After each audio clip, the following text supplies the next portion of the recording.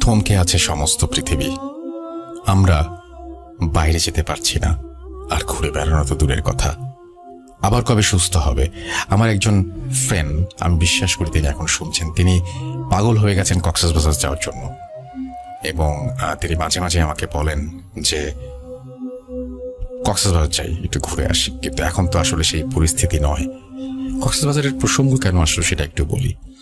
এখন যে ঘটনাটা সেটা কক্সবাজার নিয়ে, এবং কক্সবাজারে আমি ঘুরতেও গিয়েছি, ভয়ের সন্ধানেও গিয়েছি। সেখানে অদ্ভুত অদ্ভুত টাইপের জায়গা রয়েছে, যে সমস্ত জায়গা নিয়ে অদ্ভুত সব ঘটনা রয়েছে। এরকম পাহাড়ও আপনি খুঁজলে পাবেন যেই পাহাড়ে মানুষ গেলে আর ফিরে আসে না। আবার এমন সৈকতও আছে যে সৈকতে অনেক অলৌকিক কিছু দেখা যায়, অনেক অলৌকিক ঘটনার সাক্ষী হয়ে আছে সমুদ্রের ঢেউ, বালি আর বিস্তীর্ণ সৈকত। দেখতে পাচ্ছেন কক্সবাজার, দেখতে পাচ্ছেন ঢেউগুলো, শুনতে পাচ্ছেন। এবার চোখ বন্ধ করুন, মন দিয়ে শুনুন আমাদের কক্সবাজারের ঘটনাটি। বাকি কথা পরেই বলি। আসসালামু আলাইকুম রাসেল ভাই, আমি ফয়সাল বলছি টেক্সাস ইউএসএ থেকে। আমার ওয়াইফ সামিয়া আপনার শোর অনেক বড় একজন ফ্যান এবং রেগুলার লিসনার। তো ওর রিকোয়েস্টে আজকে আমি আমার জীবনে ঘটে যাওয়া একটি ঘটনা শেয়ার করছি আপনাদের সাথে। ঘটনাটা আমার জীবনে ঘটে 2004-05 দিকে। তখন আমি ইউনিভার্সিটিতে পড়ি, ফার্স্ট ইয়ার অথবা সেকেন্ড ইয়ার হবে। তা আমি আর আমার এক ফ্রেন্ড, আমরা দুজন মিলে ঠিক করি যে আমরা 3-4 দিনের জন্য কক্সবাজার বেড়াতে যাব। তো কোনো কিছু ঠিক ছিল না, হুট করে প্ল্যান করা যে যাব। তো কোথায় উঠবো, কি করব তারও কোনো ঠিক ছিল না। তো যাই হোক, তো আমরা প্ল্যান করি যে আমরা রাতের ট্রেনে চিটাগংয়ে যাব। সকালে চিটাগং পৌঁছে ওখানে আমার এক আত্মীয়ের বাসায় কিছুক্ষণ থেকে দুপুরের বাস ধরে আমরা কক্সবাজার যাব, এবং দিনের আলো থাকতে থাকতে যাতে কক্সবাজার পৌঁছে যাতে আমরা একটা দেখে শুনে একটা কোনো রকম একটা হোটেলে উঠবো। তো এটাই ছিল প্ল্যান, যে কথা সে কাজ। তো আমরা রাতের ট্রেনে উঠে গেলাম চিটাগংয়ের উদ্দেশ্যে। তো ভোরে ওখানে পৌঁছে আমার আত্মীয়ের বাসায় উঠলাম। তো ওখান থেকে বের হতে হতে একটু দেরি হয়ে যায়, বিকাল হয়ে যায় কক্সবাজারের বাসে উঠতে উঠতে। তো বাস যখন কক্সবাজারে পৌঁছায় তখন অলরেডি সন্ধ্যা হয়ে গেছে, অন্ধকার হয়ে গেছে। তো বাসের কন্ডাক্টর আমাদেরকে বলতেছে যে আপনারা কোথায় নামবেন। তো যেহেতু আমরা চিনি না, যাই না, ফার্স্ট টাইম একা একা কক্সবাজার আসছি, তো আমরা বলতেছি যে আমাদেরকে একদম লাস্ট স্টপে নামাই দেন। কারণ তখন মনে করছিলাম যে লাস্ট স্টপটাই হবে হয়তো ওই কক্সবাজারের মেইন যেই বিচটা, যেখানে আপনার মার্কেট হোটেল গুলো আছে। তো আস্তে আস্তে একে একে সব যাত্রী বাস থেকে নেমে গেল। তো লাস্টে যে বাস স্টপে আসলাম, মানে দেখি বেশ শুনশান অন্ধকার একটা জায়গা। আমরা বললাম যে এটা কোথায় আসছেন? তো বাসের কন্ডাক্টর বলছে কেন, এটাই তো আমাদের লাস্ট স্টপ, এখান থেকে আমরা ইউটার্ন নিয়ে চলে যাব। তো আমাদেরকে ওখানেই নামাই দিল। তো নেমে দেখি যে আশেপাশে কোনো দোকানপাট দেখি না, একটু অন্ধকার, এবং ওখানে আমি আর আমার ফ্রেন্ড ছাড়া, আমরা দুজন ছাড়া আর কেউ নাই। তো আমি আমার ফ্রেন্ডকে বললাম যে কি করবি, এখানে তো কিছু দেখতেছি না। তো বলে আচ্ছা চল একটু হাঁটি, কিছু দূর গিয়ে দেখি যে কোনো দোকানপাট পাওয়া যায় কিনা, তো বা কোনো রিক্সা পাওয়া যায় কিনা। তো যেই কথা সেই কাজ। তো আমাদের হাতে ছোট ছোট 2টা সুটকেস ছিল, তো ওটা হাতে নিয়ে আমরা হাঁটা ধরলাম। কিছু দূর যাওয়ার পর দেখি যে রাস্তার পাশে একটা রিক্সা দাঁড়ায় আছে, আর রিক্সার উপরে একটা মধ্যবয়স্ক একটা লোক বসা। তো আমরা গিয়ে বললাম যে এই আমরা হোটেল পাড়ায় যাবে। তো রিক্সাওয়ালা বলে ওঠেন। তো আমরা উঠলাম রিক্সায়। তো রিক্সা চলতেছে। তো রিক্সাওয়ালা বলতেছে যে কোন হোটেলে উঠবেন। বললাম যে আপনাকে হোটেল পাড়ায় নিয়ে যান, ওখানে গিয়ে দেখবো কোন হোটেলে। তো পরে সে বলতেছে যে না, আমার একটা পরিচিত হোটেল আছে, ওখানে আপনারা ভালো দাম পাবেন, নতুন হোটেল এবং অনেক সস্তা। তো আমি পরে ফ্রেন্ডের দিকে তাকায় দেখলাম যে ও একটু সম্মতি দেওয়ার মতো একটু ভাব। তাহলে আচ্ছা ঠিক আছে চলেন, ওখানেই চলেন তাহলে, যেহেতু রাত হয়ে গেছে আমাদের একটু হোটেলে উঠতেই হবে। এনিহাও অচেনা একটা শহরে আসছি। যাই হোক, তো রিক্সাওয়ালা রিক্সা চালায় যাচ্ছিল। তো আমি রাস্তাটা একটু বিবরণ দেই রাসেল ভাই। তো আমরা যে রাস্তা ধরে যাচ্ছিলাম সেখানে কোনো ল্যাম্পপোস্ট ছিল না, অন্ধকার একটা রাস্তা। হাওয়েভার আমরা আমাদের বাম পাশে রিক্সা যাচ্ছিল যখন, বাম পাশে একটু ঝাউবনের ফাঁকে আমরা সমুদ্র দেখছিলাম, যে সমুদ্র দেখা যাচ্ছে ওই রাস্তা থেকে। তো আমরা খুব এক্সাইটেড যে ফাইনালি এত দূর এসে সমুদ্র দেখা হলো। তো খুশি মনি আমরা যাচ্ছিলাম রিক্সায় করে। তো রিক্সা ওই সমুদ্রের পাড় ধরে রাস্তা দিয়ে যেতে যেতে প্রায় 15-20 মিনিট যাওয়ার পরে সে একটা রাইট টার্ন নেয়। রাইট টার্ন নিয়ে একটা গলির ভিতর ঢোকে। তো গলির ভেতর ঢোকার একটু পরেই সে একটা বিল্ডিং এর গেটের সামনে এসে থামে, বলে যে এটাই হোটেল। আমরা দেখি যে বেশ নতুন একটা বিল্ডিং, সামনে একটা মেইন গেটটাও নতুন চকচক করছে। হোটেলে কোনো নাম বা নেম প্লেট কিছু ছিল না। তো রিক্সাওয়ালাটা ওই গেটটা খুলে রিক্সা নিয়ে ভিতরে ঢুকে সামনে একটা বিল্ডিং, আপনার 4 তলা বিল্ডিং এর মতো, ওখানে নিচে আপনার রিক্সাটা রাখে। তো আমরা নামার পরে ওকে ভাড়াটা দিয়ে দিলাম, দিয়ে আমরা রিসেপশনে গেলাম। গিয়ে দেখি যে আশেপাশে কোনো লোকজন নাই। তো ওখানে শুধু একটা লোক ফ্রন্ট ডেস্কে বসা, স্যান্ডো গেঞ্জি পরা, খুবই আনপ্রফেশনাল, খুবই ক্যাজুয়াল। আমরা বললাম ভাই আপনার এখানে রুম হবে? তো লোকটা আমাদের দিকে তাকায়, একটু অবাক, মনে হলো যে একটু অবাক হয়ে গেল আমাদের দিকে তাকায়। তো বলতেছে যে আপনারা কয় রাত থাকবেন? বললাম যে আমরা 2 রাত থাকবো, রুম আছে নাকি? তো সে বলতেছে যে হ্যাঁ আছে। তা বললাম যে আচ্ছা ঠিক আছে, তো আগে আমাদের রুম দেখান, তারপরে আমরা ঠিক করি যে কেমন, আগে রুমটা দেখে নিই, আর ভাড়া কত এগুলো আগে আপনারা জানান। তো সে বলতেছে আচ্ছা ঠিক আছে, তাহলে রুম দেখে নেন, তারপরে ভাড়া নিয়ে আমরা কথা বলবো।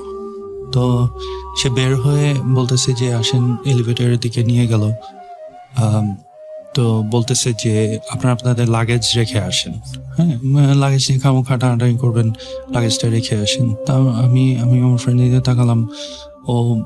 ও বলতেছে যে না না না, লাগেজ রাখবো না, লাগেজ আমাদের সাথেই থাকবে।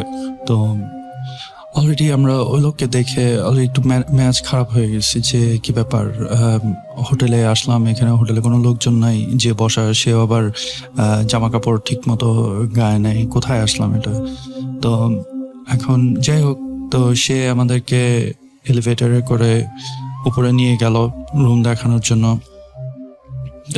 আমরা 3rd ফ্লোরে আমরা নামার পরে সে একটা রুমের দরজা খুলে বলে কি যে আপনাদের রুমটা ভিতরের, এই রুমের ভিতর দিয়ে গিয়ে আরেকটা দরজা আছে, ওই দরজার ভিতরে যে রুম, সেই রুমটা হচ্ছে গিয়ে আমাদেরকে দিবে। তো এটা শুনে আমরা দুজনেই খুব খটকা লাগলো, কি ব্যাপার, রুমের ভিতর রুম, এটা আবার কি? যাই হোক, তো সে রুমে নক করে রুমের দরজা খোলে। তো দরজা খোলার পর আমরা ভিতরে উকি মেরে দেখি যে ওই রুমের মধ্যে একটা ফ্যামিলি বসা, আপনার একটা মধ্যবয়স্ক একজন লোক, একটা মহিলা, আর 7-8 বছরের একটা বাচ্চা, একটা ছেলে। এরা বিছানার উপর বসা, 3জনই আমাদের দিকে তাকায় আছে এবং এক দৃষ্টিতে তাকায় আছে। 3জনই, কেউ কোনো কথা বলতেছে না, আমাদের দিকে জাস্ট ঠায় তাকায় আছে। এখন ওই রিসেপশনের লোকটা বলতেছে যে ওই ভিতরের রুমে যান, ওই রুমের ভিতরে হচ্ছে গিয়ে আপনাদের রুমটা। তা এখন আমি আমার ফ্রেন্ডের দিকে তাকাই, ও আমার দিকে তাকায়। দুজনে কেউই ইচ্ছা করতেছে না যে এই রুমের ভিতর দিয়ে যাব, এখানে একটা ফ্যামিলি বসা, সবাই তাকায় আছে। এর ভিতরে আবার আরেকটা রুম, ওই রুমটা হবে হচ্ছে আমাদের, মানে অলরেডি একটা নেগেটিভ একটা ভাইব পাওয়া শুরু করতেছিলাম যে সামথিং ইজ ইন রাইট। আমার ফ্রেন্ড বলে কি যে তুই গিয়ে ভিতরে দেখায়, আমি বাইরে দাঁড়াই। এখন ওই কেয়ারটাকে বলতেছে যে না, আপনারা দুজনেই যান, সমস্যা কি, দুজনেই দেখে আসেন।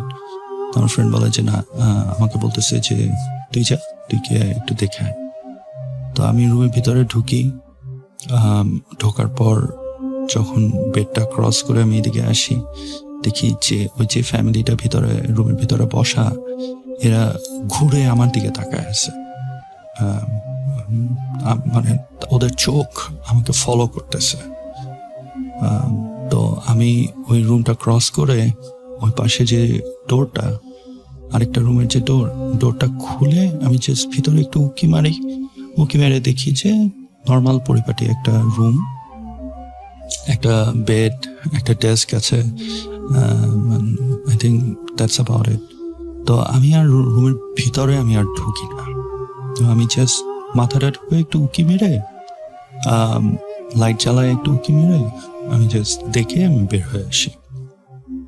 তো বের হয়ে এসে আমি আর আমার ফ্রেন্ড, আমরা দুজনেই ওই রুম থেকে বের হয়ে আমরা হোটেলের করিডোরে এসে দাঁড়াই। তো দাঁড়ানোর পরে তখন ওই যে রিসেপশনিস্ট, সে বলতেছে যে আপনাদের কি রুম পছন্দ হয়েছে, আপনারা কি এখনই উঠবেন? আমরা বলতেছি যে আপনার রুমের ভাড়া কত?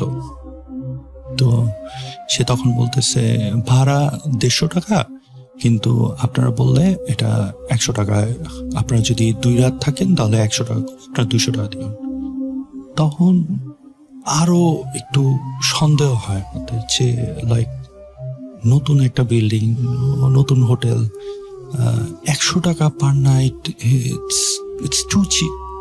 আই মিন, আমরা অন্য ফ্রেন্ডরা যারা কক্সবাজার এসে ঘুরে গেছে, তো ওরা বলছে 200-300 টাকার নিচে হোটেলের রুম পাওয়া যায় না, তাও পুরোনো হোটেলগুলো। তো সেখানে সে এত কমে দিতে চাচ্ছে, তো তখন একটু সন্দেহ হয়। তো আমি আমার ফ্রেন্ডের কানে কানে বলি যে নিচে চল, নিচে গিয়ে একটু কথা বলি। তো তখন আমি বললাম যে আচ্ছা ঠিক আছে, নিচে চলেন, নিচে গিয়ে আমরা ডিসাইড করি যে আমরা উঠবো কি উঠবো না। তো তখনই ওই রিসেপশনিস্ট বলতেছে যে আমাদের কেয়ারটেকার আছে, সে আপনাদের লাগেজ নিয়ে রুমে সেট করে দিবে, আপনারা নিচে চলেন, গিয়ে আমরা আপনার রুমটা বুকিং দিয়ে দিব। তো তখন দেখি যে সিঁড়ি দিয়ে বেশ দারোয়ানের ড্রেস পরা একটা লোক, সে সিঁড়ি দিয়ে উঠে এসে আমাদের লাগেজ উঠানোর জন্য আসতেছে। তো যেই ড্রেস পরা লোকটা, তাকে দেখে আমার মনে হচ্ছে লোককে আমি কোথায় যেন দেখছি। চেহারাটা চেনা চেনা লাগতেছে। তো তাকে আর আমাদের লাগেছে, আমরা বলছি যে না, আগে নিচে চলেন, আমরা নিচে গিয়ে কথা বলি। তখন সে আমাকে বলতেছে, ওই রিসেপশনিস্ট বলতেছে যে না, আপনারা তো রুম দেখে ফেলছেন, আপনাদেরকে তো এখন উঠতেই হবে। সে ইনসিস্ট করা শুরু করছে। তখনই আমার ম্যাচ গরম হয়ে যায়। আমি তখন তার সাথে তর্কাতর্কি শুরু, কি বলেন, আমরা তো আসছি রুম দেখতে, রুম দেখা মানে তো আর রুম ভাড়া করাটা। তো এরকম কথা, মানে তার সাথে একটা দুইটা কথা হইতেছে, কথা চালাচালি করতেছি। তখনই আমার হঠাৎ খেয়াল হলো যে আরে, এই যে কেয়ারটেকারের পোশাক পরা যে লোকটা, এটাই তো আমাদের সে রিক্সাওয়ালা ছিল যে আমাদেরকে নিয়ে আসছে। তখন আমার ফ্রেন্ড আমাকে আবার কানে কানে বলতেছে যে আমার ভালো লাগতেছে না, চলে এতে বের হবে। তখন আমি বলতেছি যে আচ্ছা ঠিক আছে, আপনারা লিফটে করে আপনারা যান, আমরা আসতেছি, একটু কথা বলে দিই আমার ফ্রেন্ডের সাথে। সেই লোকটা নাছরবান্ধা হয়ে গেছে, আমাদেরকে রুমে ঢুকে যাবে। আর ওইদিকে যে রুমের ভিতরে যে ফ্যামিলিটা ছিল, এরা দরজা খুলে আমাদের দিয়ে তাকায় আছে। তারা 3 জনই, মা, বাবা এবং ওই 7-8 বছরের বাচ্চাটা। এবং এরা কেউ কারোর সাথে কথা বলতেছে না, এরা ঠায় আমাদের দিয়ে তাকায় আছে। তখন আমরা লাগেজ হাতে নিয়ে আমি তখন আমার ফ্রেন্ডকে বলে চল নিচে চল। তো ওরা বলতেছে যে কি আপনার রুমে উঠবেন না, এই না সেই না। তখন আমরা বলতেছি আসেন নিচে আসেন, বলে আমরা সিঁড়িতে নামা শুরু করছি। তো তখনই আমি আমার ফ্রেন্ডকে বলি যে দেখছো ওই কেয়ারটেকারটা কিন্তু ওই রিক্সাওয়ালাটি যে আমাদেরকে নিয়ে এসেছিল। তো তখন আমার ফ্রেন্ড আমাকে বলতেছে যে দোস্ত ভালো লাগতেছে না, মনে হইতেছে সামথিংস রং, চল আমরা এখান থেকে বের হয়ে যাই। আমরা সিঁড়ি দিয়ে যখন লাস্ট মানে আমরা 3 তলায় ছিলাম, তো যখন 2 তলা পর্যন্ত নেমে লাস্টের কয়েকটা ধাপ বাকি, তখনই দেখি যে হঠাৎ বিল্ডিং এর পাওয়ার চলে গেল। তখনই আমার প্রচন্ড ভয় লাগে যে কি হইতেছে, এরকম কেন হচ্ছে। আমি তখন আমার ফ্রেন্ডকে বলি যে চলো নিচে দাঁড়াবো না, হোটেল থেকে বের হয়ে যাই। তো পাওয়ার চলে গেছে। তো আমরা যখন সিঁড়িতে নামছি, সিঁড়িতে নামার পর সিঁড়ি থেকে বের হয়ে আমি আসলে বুঝতেছিলাম না যে কোন দিকে মেইন রোডটা ছিল, কারণ আমরা ওঠার সময় তো আমরা এলিভেটর দিয়ে উঠি। তো সিঁড়িতে নামার পরে আমি বুঝতেছিলাম না যে আসলে ফ্রন্ট এক্সিটটা কোন দিকে ছিল। তো আমি আমার ফ্রেন্ডকে বলতেছি যে দেখ অন্ধকারে হারা যাস না, তুই ইয়ে কর, চল আমরা সামনের দিকে আগাই, যেদিকে আলো পাই ওদিকে যাই। হ্যাঁ, তো তখন তো এত ফ্ল্যাশ লাইট কিছু ছিল না আমাদের সেলফোনে। তো আমরা আসলে মোটামুটি অন্ধকারের মধ্যেই হাতড়াহাতড়ি করতেছিলাম যে কিভাবে বের হবো এখন। তো তখন আমার ফ্রেন্ড বলে ওই যে ওইদিকে আলো দেখা যাচ্ছে, ওইদিক চল। তো আমরা ওইদিকে হাঁটা দিই, এবং হাঁটা দেওয়ার সময় একটু আগাতে গিয়ে আমি একটা জায়গায় একটু বাড়ি খাই। তো বাড়ি খাওয়ার পরে তখন অন্ধকারে আমি হাতে যেখানে বাড়ি খেলাম সেখানে মনে হলো যে ওটা ফ্রন্ট ডেস্কই ছিল। আর বাইরে খুব খুটখুটে অন্ধকার, একটু কোনো চোখে কোনো আলোই দেখা যাচ্ছিল না। তখন আমার ফ্রেন্ড আবার এক পাশ থেকে বলতেছে এই তো আমি মেইন ডোর পাইছি। আমি বলছি কি চলো বের হই এখান থেকে। তো আমি আমার ফ্রেন্ডের ভয়েস ফলো করে আমরা ওখান থেকে বের হলাম। তো ও যখন গেট খুলে বের হলো, বের হওয়ার পরেই আমরা দুজনই অনেক বড় রকমের একটা শক খেলাম। এবং এখন আমার ফ্রেন্ড বলতেছে আমরা কি এখানেই এসেছি। আমি আশেপাশে তাকাই দেখি যে সব জায়গা অন্ধকার, আর মানে মিলছে না যে আমরা যেইটা দেখে আমরা হোটেলে ঢুকলাম, হোটেল থেকে বের হওয়ার পর চোখের সামনে অন্য জিনিস দেখতেছি। তো তখন আমরা ওই হোটেলের এন্ট্রান্স থেকে একটু সামনে আগে এসে মেইন গেটের দিকে যাব। মেইন গেটের দিকে তখন আমি মেইন গেটটা ধরে আমি ওটা ওপেন করতে নেই, এবং তখন দেখি যে মেইন গেটটা অনেক পুরনো জং ধরা। আমার কাছে মনে হলো যে এটা এত পুরনো জং ধরা হবে কেন, কারণ আমরা ঢোকার সময় তো দেখলাম যে brand new building, brand new gate, সব চকচক করতেছে। কিন্তু মেইন ডোর যখন আমি হাত ধরে খোলার চেষ্টা করতেছি তখন দেখি যে জং ধরা এবং পুরনো, মানে কোনো কিছু মেক সেন্স করতেছে না। তো আমি গেট খুলে আমি আমার ফ্রেন্ডকে বলি তুই বের হও, আমি বের হচ্ছি। তো ও বের হয়ে যায় মেইন গেট দিয়ে। তো আমি বের যখন হব তখন আমি একটু ঘুরে আমি পিছনে তাকানোর পর যেটা দেখলাম রাসেল ভাই, আমি আসলে ওটার জন্য প্রস্তুত ছিলাম না। দেখি যে আমরা যে বিল্ডিং থেকে বের হয়েছি সেটা আসলে কোনো 4 তলা হোটেল বিল্ডিং ছিল না, এবং ওটা কোনো নতুন কোনো কনস্ট্রাকশনও ছিল না। এটা একটা পুরনো একটা ভাঙাচোরা একটা বাড়ি, এবং পুরনো বলতে বেশ পুরনো, যে জায়গায় জায়গায় ইট বের হয়ে আসছে, প্লাস্টার খসে পড়ছে, এর একটা বাড়ি। এবং ঠিক যেই জায়গা থেকে, যেই ডোর থেকে হোটেলের মেইন এন্ট্রান্স থেকে আমরা বের হয়ে আসছি, সেখানে ওই কেয়ারটেকারটা দাঁড়ায় আমাদের দিকে তাকায় ছিল। আমি আমার ফ্রেন্ডের দিকে তাকায় আমি বলতেছি তোরতে। তো এটা বলেই আমার হাতে যে লাগেজটা ছিল এটা আমি 2 হাতে জড়ায় ধরে আমি দৌড়ানো শুরু করি, এবং আবার কথা শুনে আমার ফ্রেন্ডও আমার পাশে ও দৌড়ানো শুরু করে। এবং দুজনেই আমরা এত ভয় পাই, প্রচন্ড ভয় ভয় পাচ্ছিলাম, এবং কেউই আমরা পিছনের দিকে তাকানোর সাহস করতে পারতেছিলাম না।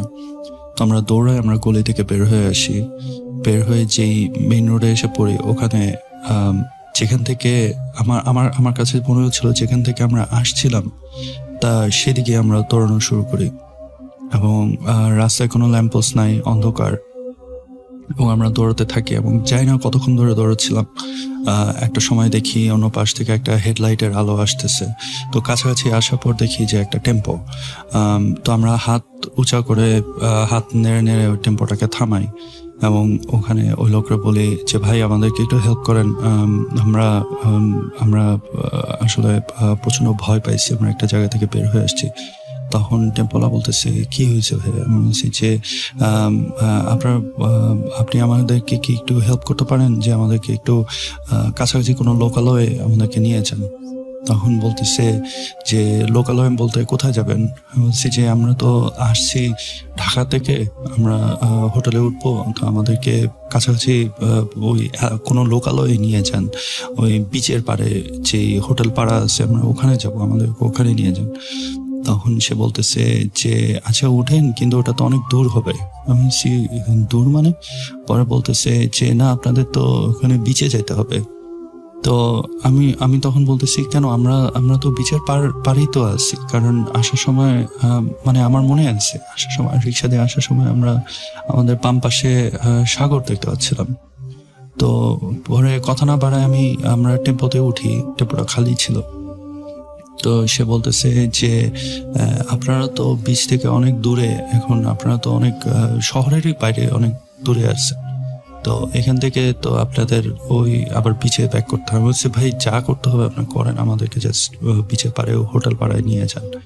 এবং লোকটা বলে যে হ্যাঁ একটু দূর আছে, তা আপনারা একটু ভাড়া বেশি দিতে হবে, আমার তো আজকে আমার ট্রিপ শেষ। আমি বলছি যে ভাই টাকা পয়সা নিয়ে চিন্তা করেন না, আপনি যত টাকা লাগিয়ে দিব আপনি যান।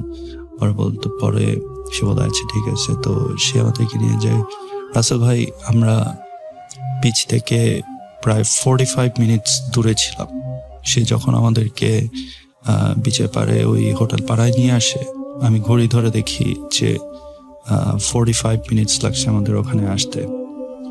তো ওখানে পৌঁছানোর পর আমি আর আমার ফ্রেন্ড আমরা দুজন আর কথা না বাড়ায় আমরা সাগরের পাড়ে গিয়ে বসি, বিচে গিয়ে বসি। বসার পর চাই না কতক্ষণ ওখানে শুয়ে বসেছিলাম, বাট কেউ কারোর সাথে কথা বলতেছিলাম না। অনেকক্ষণ পরে যখন একটু সেন্স ফিরে আসলো, তখন আমি বললাম যে এটা কি হলো। তখন আমার ফ্রেন্ড বলতেছে যে আমি আর এখানে থাকবো না, আমি বাসায় ঢাকায় ব্যাক করবো। বলছি অ্যাটলিস্ট রাতটা তো কোথাও থাকতে হবে।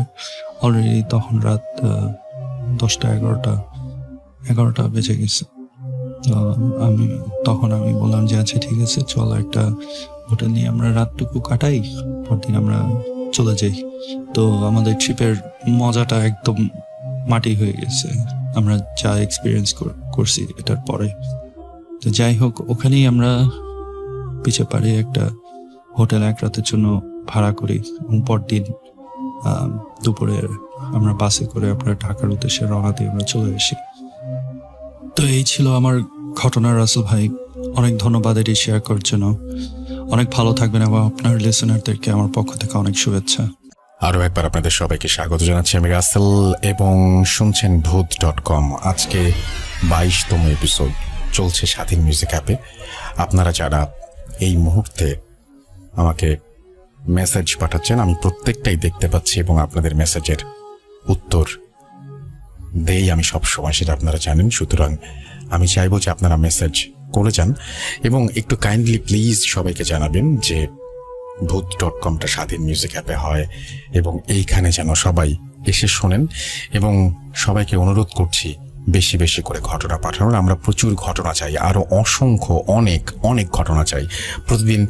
মানে যত বেশি ঘটনা পাঠাবেন তত বেশি আমাদের ভূত.comকে সামনে এগিয়ে নিয়ে যাওয়া সম্ভব হবে।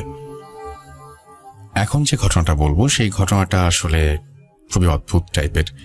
আপনারা কখনো শুনেছেন যে মানুষের ঘরে জিনের বাচ্চা হয়। একটা অদ্ভুত টাইপের ঘটনাটা বেশ অন্যরকম। শুনুন মন দিয়ে, এবং আমাকেও আপনারা এরকম ঘটনা পাঠান। আমাদের ইমেল অ্যাড্রেস হচ্ছে russell.booth.com@gmail.com। আপনার নাম, ঠিকানা এবং ফোন নাম্বার সহ আপনার জীবনে ঘটে যাওয়া বা আপনার জানা সেরা ঘটনা লিখে পাঠান। ঘটনা শুরুতে অবশ্যই উল্লেখ করুন যে ঘটনাটি আপনি স্টুডিওতে এসে শেয়ার করতে চান, নাকি আপনি চান আপনার ঘটনা আমরা পড়ে শোনাই। যারা দেশের বাইরে রয়েছেন তারা সরাসরি অডিও ক্লিপ পাঠাতে পারেন বা লিখেও পাঠাতে পারেন ঘটনাটি। এখন যেটা করব, সরাসরি চলে যাব আমাদের পরবর্তী ঘটনায়। আশা করছি সাথেই থাকবেন। আসসালামু আলাইকুম রাসেল ভাই, আশা করি আপনার শ্রোতা এবং ভক্তরা সবাই ভালো আছে।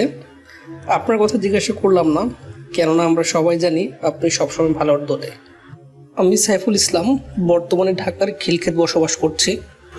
আজকে আমি কোনো গল্প শেয়ার করব না, আমি একটি ঘটনা শেয়ার করব।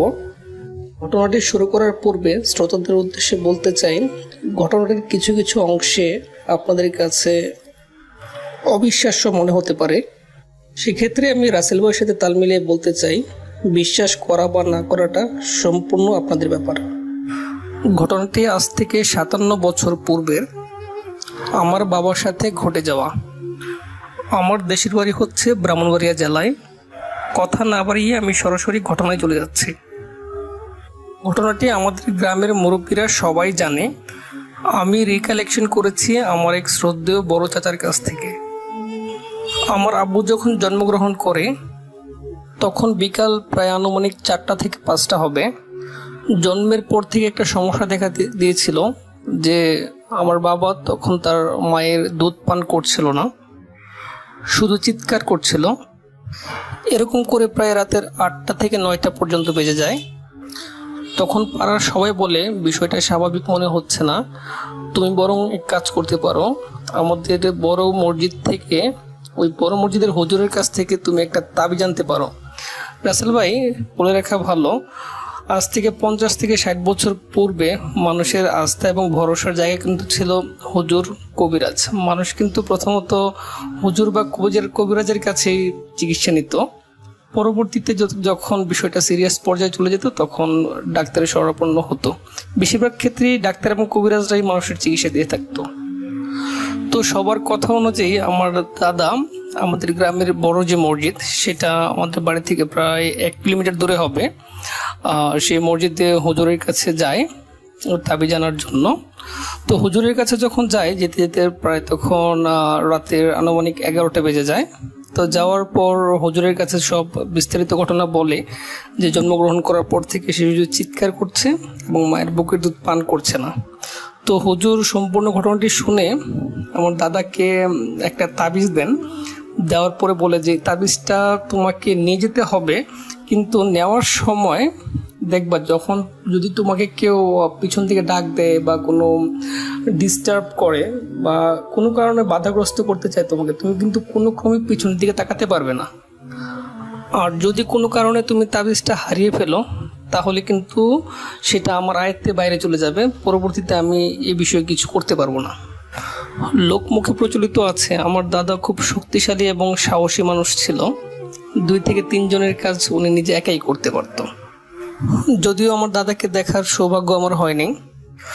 বলে রাখা ভালো, আমার দাদা হুজুরের কাছে যাওয়ার সময় একটা লাঠি নিয়ে গিয়েছিল, যেটা সবসময় ওনার সাথেই থাকতো। তাবিজ নিয়ে মসজিদ থেকে রওনা হতে হতে প্রায় রাতের আনুমানিক 12টা বেজে যায়।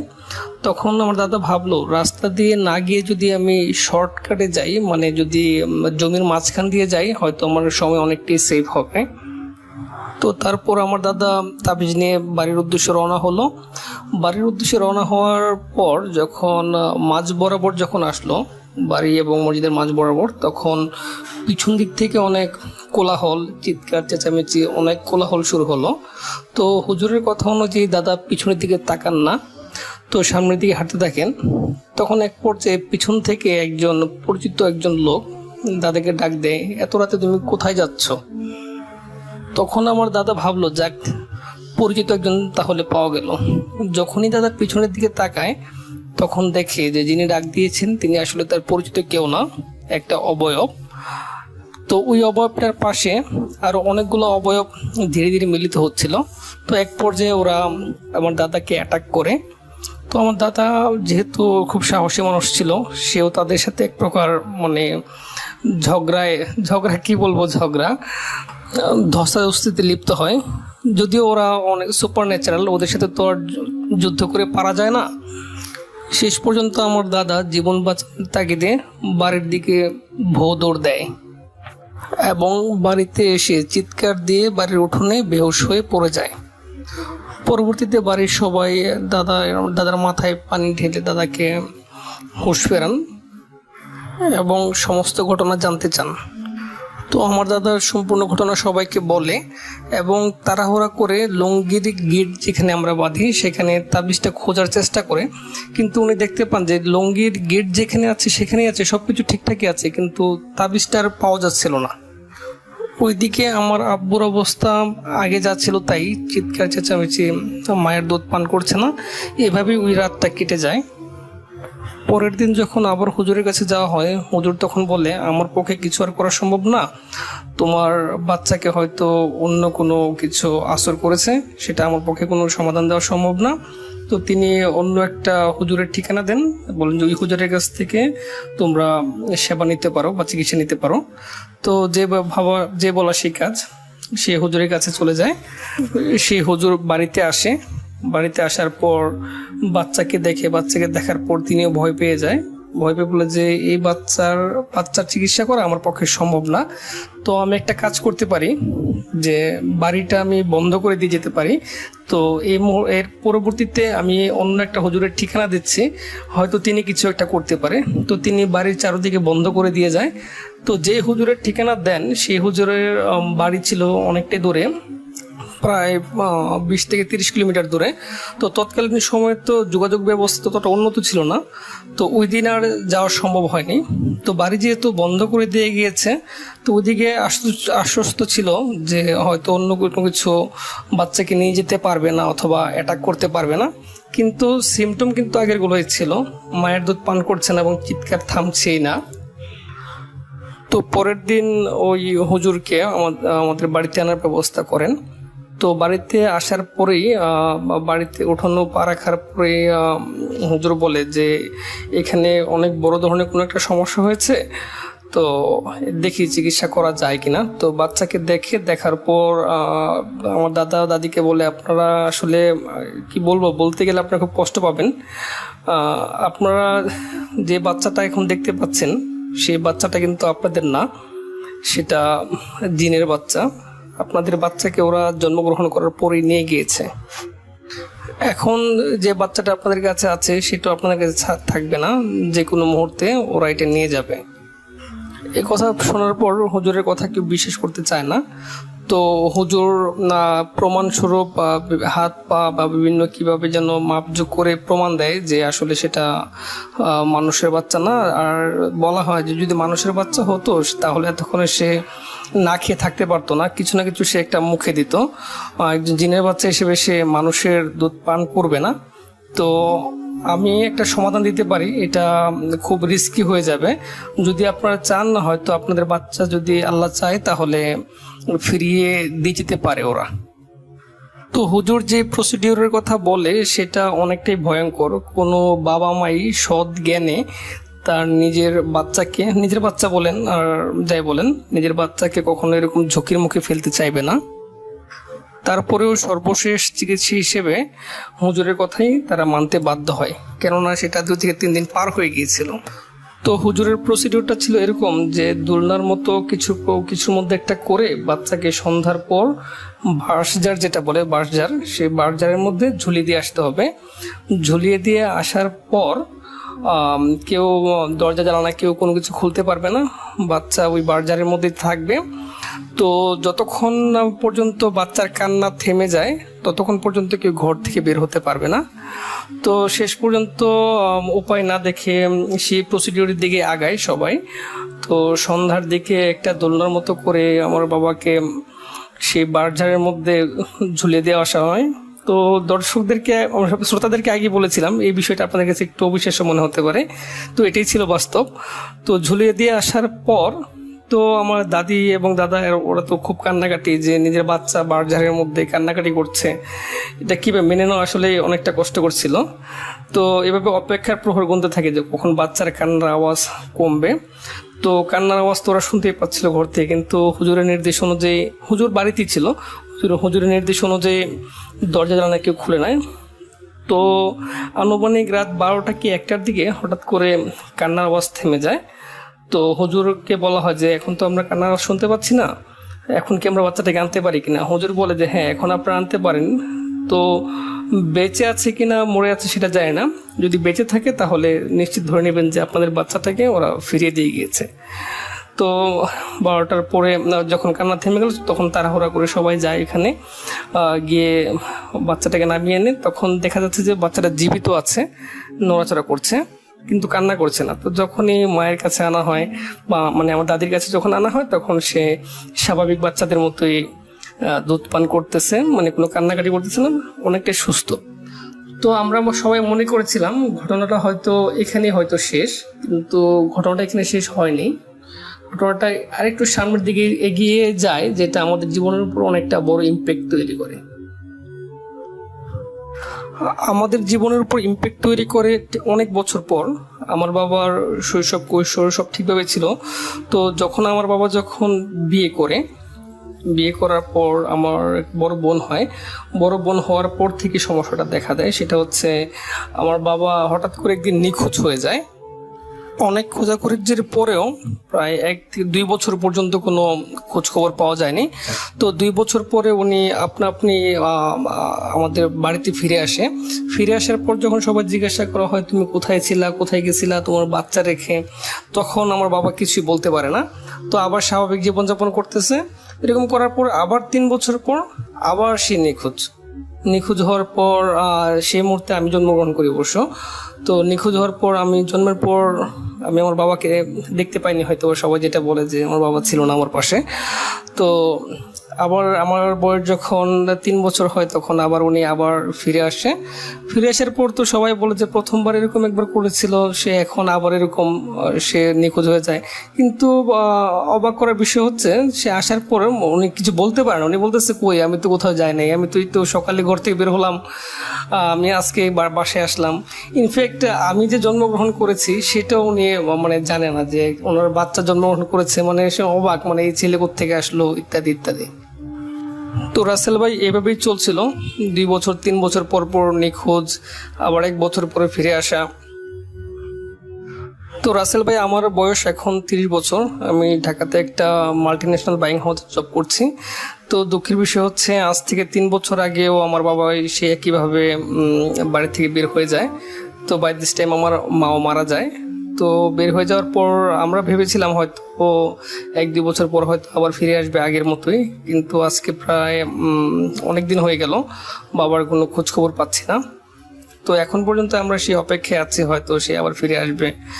নিখোঁজ সংবাদ দিয়েছি আমি পত্রিকায়, হয়তো আগের দিনে পত্রিকার মধ্যে কোনো সংবাদ দেওয়া হতো না, কিন্তু আমি দিয়েছি, কিন্তু কোনো রেসপন্স পাইনি। তো আপনাদের সবার কাছে দোয়া চাইছি যেন আমি আমার বাবাকে আবার ফিরে পাই। ভূত.com দীর্ঘজীবী হোক। রাসেল ভাই আপনাকে অসংখ্য ধন্যবাদ। আমি জানি আপনাদের কাছে ঘটনার কোনো অভাব নেই, এবং এই সময়টা গেলে তার এই সময়টা আসবে না, পরে আবার ব্যস্ত হয়ে যাবেন। তার আগেই আপনার জানা আপনার প্রিয় ঘটনাগুলো পাঠিয়ে দিন আমার কাছে, এবং ঘটনা পাঠানোর অ্যাড্রেস তো ওইটাই, russell.booth.com@gmail.com। আপনার নাম, ঠিকানা এবং ফোন নাম্বার সহ আপনার জীবনে ঘটে যাওয়া বা আপনার জানা সেরা ঘটনা লিখে পাঠান আমাকে। ঘটনার শুরুতে অবশ্যই উল্লেখ করুন যে ঘটনাটা আপনি স্টুডিওতে এসে শেয়ার করতে চান, নাকি আপনি চান আপনার ঘটনা আমরা পড়ে শোনাই। যারা দেশের বাইরে রয়েছেন তারা অডিও ক্লিপ পাঠাতে পারেন, যারা দেশে আছেন তারা অডিও ক্লিপ পাঠাতে পারেন। এখন সবাই অডিও ক্লিপ পাঠাতে পারেন, কারণ সময়টাই এমন।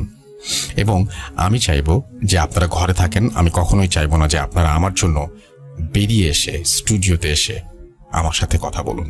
না, দরকার নেই, এখন সেই সময় নয়। আমরা আপনাদের ঘটনা চাই, সেটা সবচাইতে বড় কথা। এবং সেই ঘটনার জন্য আমি প্রতি মুহূর্তে আপনাদের কাছে ফিরে আসব, এবং প্রতি সপ্তাহে এই যে ফিরে আসা, এই যে আপনাদের কাছে আসা, ঘটনা চাওয়া এবং ঘটনা শোনানো, এ শুধু সম্ভব হচ্ছে আপনি ঘটনা পাঠাচ্ছেন বলে এবং আমি আপনাকে ঘটনা শোনাচ্ছি বলে। এখন যে ঘটনাটা শোনাবো সেটি খুব অদ্ভুত টাইপের একটা ঘটনা। আপনারা, আমি জানি না যে কখনো জিন পরি কতজন বিশ্বাস করেন? জিন তো অনেকে বিশ্বাস করেন, পরি ব্যাপারটা সম্পর্কে আপনাদের কি ধারণা একটু আমাকে জানাবেন। এখনকার ঘটনাটা পরি নিয়ে, চলুন শুনে আসি। আসসালামু আলাইকুম, আমি মোহাম্মদ আরাফাত হোসেন বলছিলাম রাজশাহী বিভাগের জয়পুরহাট জেলা থেকে। আসলে আমার থানার নাম হচ্ছে খেতলাল থানা এবং খেতলাল থানার বড়তলা ইউনিয়নের বাসিন্দা আমি বর্তমানে এইচএসসি পরীক্ষার্থী রাজশাহীর একটা কলেজে পড়ি, কিন্তু এই কোভিড-19 পরিস্থিতির কারণে আমাদের পরীক্ষা তো পোস্টপোন হয়ে গেছে। আসলে খুব একটা অলস সময় পার করতেছি। তারপর অনেকদিন থেকেই ভাবছিলাম আমার এই ঘটনাটি food.com-কে বলি, কেন জানি একটা অলসতার কারণে রেকর্ড করা হচ্ছিল না, আর পাঠানোর তেমন একটা তাড়া হচ্ছিল না। তবে আজকে মনে করলাম একটা গল্প পাঠিয়ে দিই। আসলে গল্প নয়, এটা আমার নিজের চোখে দেখা একটা ঘটনা, আমার দাদার ঘটনা। তো বলে রাখি, আমার দাদা বছর 3 হলো মারা গিয়েছেন। আল্লাহ ওনাকে জান্নাতবাসী করুক। আপনারা সকলেই দোয়া করবেন আমার দাদার জন্য। সরাসরি ঘটনায় চলে যাচ্ছি। ঘটনাটা শুরু হয়েছিল আমার দাদার জন্মের সময় থেকে। আসলে আমার দাদার যখন জন্ম হয় তখন আমাদের ফ্যামিলিটা অনেক রিচ ছিল। আসলে খুব সম্ভ্রান্ত একটা ফ্যামিলি ছিল, সরকার ফ্যামিলি।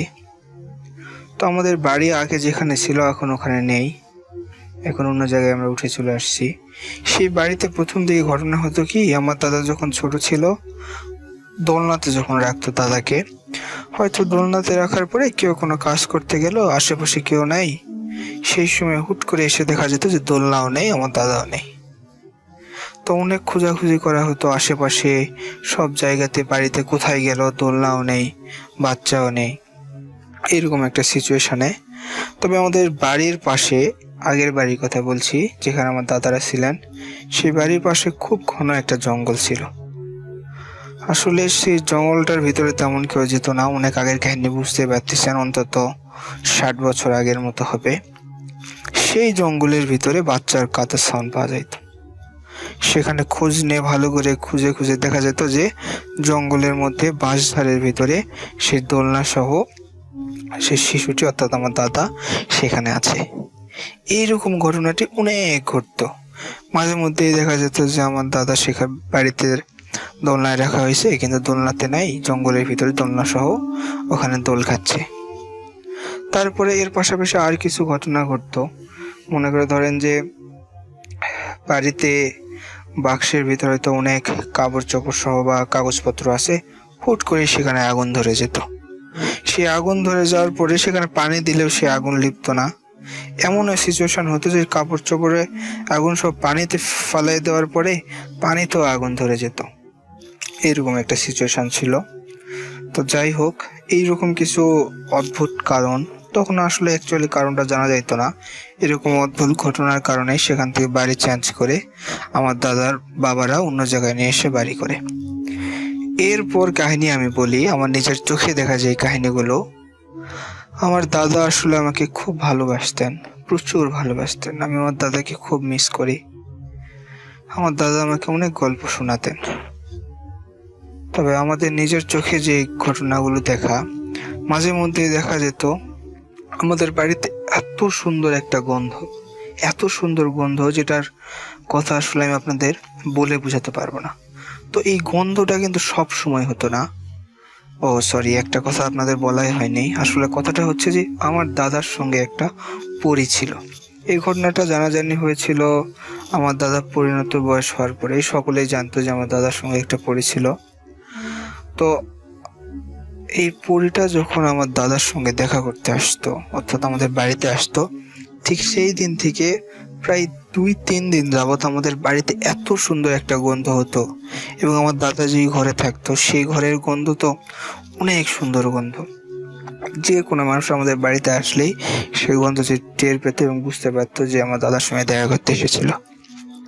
তো এইরকম অনেক ঘটনা আমার দাদার সঙ্গে ঘটেছিল। আমার দাদা যখন নতুন বিয়ে করেছিল, অর্থাৎ আমার দাদিকে বিয়ে করেছিল, তখন তার শ্বশুর বাড়ির লোকজনেরা অনেক জানতো। আমার দাদা যখন শ্বশুর বাড়িতে বেড়াতে যেত, সেখানে ওনার যে শালিকা বা শালা এরকম কেউ আছেন, তারা অনেক সময় বলতো যে দুলা ভাই আপনার কাছে নাকি পরী আছে, কিছু আমাদের দেখান। তখন আমার দাদা এরকম বলতো যে বল তোরা কি খাবি, এরকম একটা সিচুয়েশন।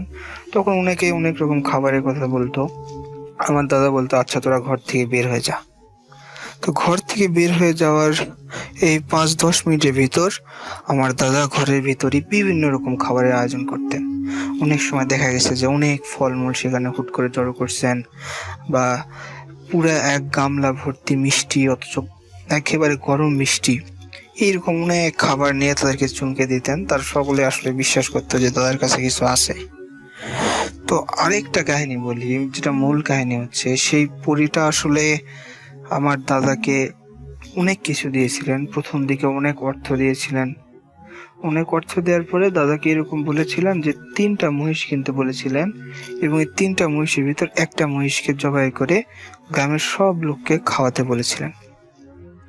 তো কথা মতো আমার দাদা 3টা মহিষ কিনেছিলেন, কিন্তু মহিষ কেনার পরে আসলে সেই মহিষ দিয়ে হাল চাষ করাতেন এবং মানুষকে খাওয়ানোর এই বিষয়টা জানি না কি কারণে তিনি এড়িয়ে গিয়েছিলেন, খাওয়াতে পারেননি। সেই সময় আসলে আমাদের পরিবারে খুব একটা দুঃসময় নেমে এসেছিল। সেই মহিষ 3টা পর পর মারা যায়, এবং লাস্ট যে মহিষটা ছিল সেই মহিষ এবং আমার নিজের দাদি একই দিনে মারা গিয়েছিলেন। তারপর থেকে আসলে সেই পরি বলি আর যেটাই বলি, ওনার সঙ্গে আমার দাদার খুব ভালো একটা সম্পর্ক ছিল না। তারপর থেকে যখনই সেই পরীটা দেখা করতে আসতো আমার দাদা খুব কষ্ট পেত। মানে ঘুমের ভিতরে অচেতন অবস্থায় থাকতো, কিন্তু হাত পা সব ছাড়াছাড়ি করতো। আশেপাশে দেওয়ালে অনেক সময় দেখা যায় পা হাত দিয়ে লাগতো, হাত টাত কেটে যেত। আমরাই যখন দাদার এরকম সিচুয়েশন হয়, আমরাই পাশে বসে হাত পা সব চিপে ধরে নিয়ে থাকি। অথচ বৃদ্ধ একটা লোকের হাত পায়ে যে এত শক্তি হতে পারে সেটা আসলে আপনাদের বলে বোঝানো পারবো না। আমি নিজে অনেকবার আমার দাদার হাত পায়ে এরকম ভাবে ধরেছিলাম যাতে ছোড়াছুড়ি না করে। তো আরেক দিনের ঘটনা, আমাদের আসলে নতুন একটা বাড়ি করছিল আমার চাচা। বাড়ি করার সময় আসলে গ্রাম অঞ্চলে দেখা যায় এই বাড়ি করার জন্য একটা মিলাদ পড়ানো হয়। আমাদের বাড়িতে অনেক আত্মীয়স্বজন আসছিল। আমরা সেই রাতে সবাই মিলে গল্প সল্প করছিলাম, তো আড্ডা দিচ্ছিলাম।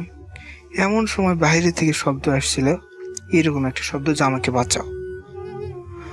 তখন আমরা বাইরে সবাই বের হয়ে দেখি যে আমার দাদা একটা গাছে একটা ডাল ধরে আসলে ঝুলে আছেন। ঝুলে আসলে বলা ঠিক হবে না, একটা মানুষ উড়ে যাওয়ার সময় খুব কষ্ট করে কোনো জিনিস আঁকড়ে ধরলে যেরকম হয়, ঠিক এইরকম হয়ে আছেন। আমরা সকলেই দৌড়ে যাওয়ার সঙ্গে সঙ্গে আমার দাদা সেই গাছ থেকে পড়ে যায়। আসলে আমার চাচা আমার দাদাকে ধরেছিলেন, সেজন্য বেশি ক্ষতি হয় নাই। তো সেদিন আমার দাদা বলেছিলেন ওই দিন যদি ওনাকে নিয়ে যেতে পারতেন সেই পরীরা, তাহলে হয়তো সেনাকে আর কোনোদিন ফেরত দিত না। আমার দাদাকে তারা অনেকবার আসলে প্রপোজাল দিয়েছেন যে তাদের সঙ্গে চলে যাওয়ার জন্য। দাদা যাননি, এই জন্যই তাদের রাগটা আরো আসলে বেশি। যখনই আসতো অনেক কষ্ট দিত। এইরকম হুট করে দেখা যায় যে রাতের বেলা ঘরে শুয়ে আছে আমার দাদা, ভিতর থেকে আসলে ছিটকে আমরা যেটা খিল বলি দরজার, সে জিনিসটা লাগিয়ে দেওয়া আছে, কিন্তু ভিতর দাদা নেই। 2-3 দিন কোনো খোঁজ পাওয়া যেত না। হুট করে একদিন দেখা যেত আমাদের মাঠের মাঝখানে পড়ে আছেন। সেখান থেকে লোকজনেরা আসলে খুঁজে পেলে বাড়িতে এনে দিয়ে যেত। এইরকম অনেকবার হয়েছে, অনেকবার আমাদের নিজের চোখে দেখা ঘটনা।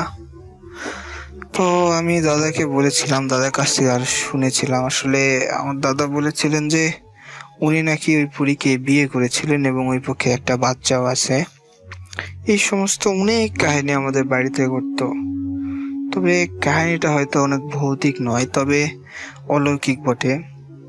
এই কাহিনী যে সত্যি তার যথার্থ প্রমাণ আমি নিজেই।